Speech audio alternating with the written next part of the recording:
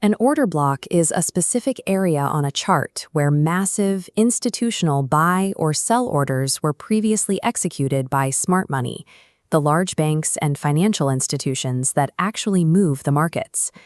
When these major players enter the market, they leave a distinct visual footprint. The price moves aggressively in one direction, creating an imbalance and leaving an empty space between the wicks of the surrounding candles. Traders call this a fair value gap. To map out the order block zone, we have to isolate the origin of that momentum.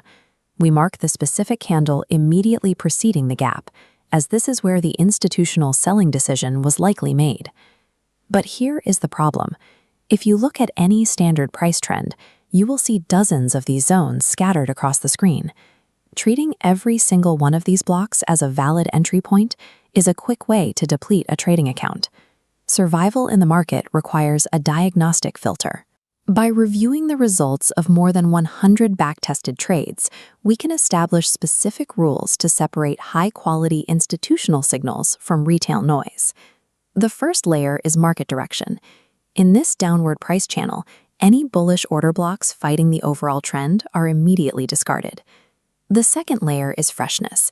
As market sentiment shifts, older zones become less reliable. We prioritize recently formed setups. Structural traps create risk, like the double fair value gap, where two valid order blocks are stacked together. Trading the first block is often a mistake. The market slices through that first zone to fill the deeper gap, reversing at the second zone. We also avoid order blocks resting directly on top of obvious liquidity pools, like equal lows. Institutions often drive price through these flat support lines, where retail stop losses cluster.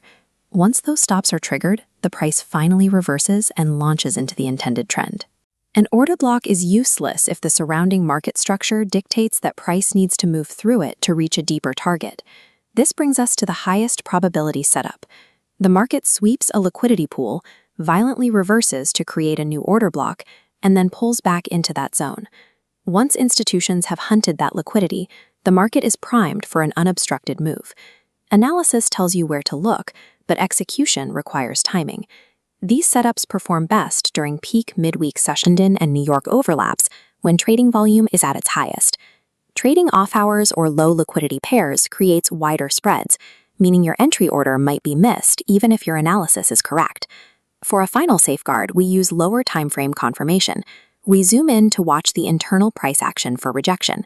When price breaks a micron-level high and forms a tiny fair value gap, we have a precise entry point with a minimal stop loss.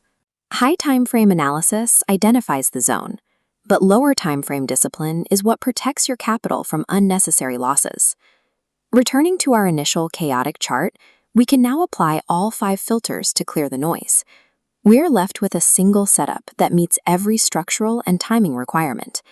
Even with all these filters in place, this setup can still result in a loss. A stopped-out trade is not an indication that the rules are broken. It is a natural part of the trading process. Successful trading relies on managing probabilities rather than the impossible task of predicting the future with absolute certainty. The value of an order block strategy comes from the discipline to ignore low-quality setups, ensuring that the remaining trades place the odds in your favor over the long run.